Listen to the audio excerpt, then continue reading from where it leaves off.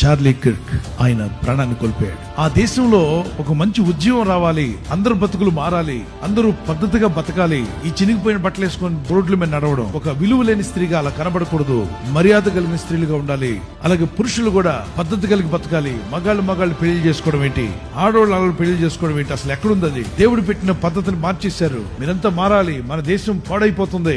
పౌరుషం కలిగినటువంటి ఒక ఎవాంజలిస్ట్, అతన్ని చాలా మంది భయపెట్టారు. నేను చంపుతామన్నారు. దేనికి భయపడదు, ఏదో ఒకరోజు చావు వస్తుంది. చావుకు భయపడే రకం కాదు, సింహంగానే ప్రసంగాలు చేశాడు. అన్ని వేల మందిలో దేవుని మాటలు చెప్తూనే ఉన్నాడు. ఒకవైపున దేశం కొరకు పోరాడుతున్నాడు, మరొక వైపున దేవుని సత్యం కొరకు పోరాడుతున్నాడు. ముష్కరులు గురిపెట్టి అతని మీద తూటాలు గన్ షాట్ చేశారు. అక్కడికక్కడే మరణించాడు. కానీ అతను మాట్లాడిన మాటలు ఇప్పుడు ప్రపంచాంతా రీచ్ అయిపోతున్నాయి. ప్రతి ఒక్కరు అవి చూస్తున్నారు.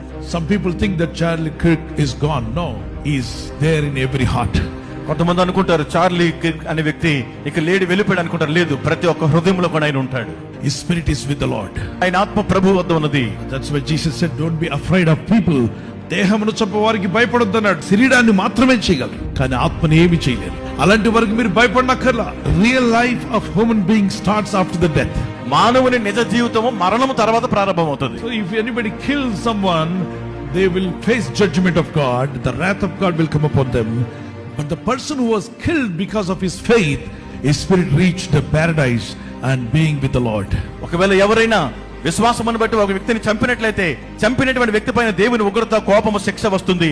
చంపబడినటువంటి వ్యక్తి తన యొక్క ఆత్మ దేవుని సన్నిధికి, దేవుని రాజ్యానికి చేరుతుంది. క్రైస్తవుడికి మరణం అంటే భయం లేదు, పెరిగి పందులు కాదు. Jesus was crucified on the cross. యేసు ప్రభువు సిలువ వేయబడ్డారు. He brought deliverance to mankind. మానవాళికి విడుదల తీసుకొచ్చారు. Forgiveness to mankind. మానవాళికి క్షమాపణ ఇచ్చారు. And his disciples, ఆయన శిష్యులు, they died for truth. వారు సత్యము కొరకు ప్రాణం పెట్టారు. Killed for truth. సత్యము కొరకు వారు చంపబడ్డారు. But God is watching. అయితే దేవుడు గమనిస్తున్నాడు.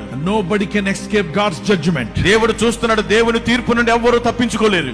Every killer has to face the judgment. ప్రతి హంతకుడు చంపిన ప్రతి ఒక్కరు కూడా తీర్పులో నిలబడాలి. క్రైస్తవుని మరణము అంతము కాదు, అది జీవం. సజీవంగా వాళ్ళు ఉంటారు, సజీవులుగా నిలిచిపోతారు.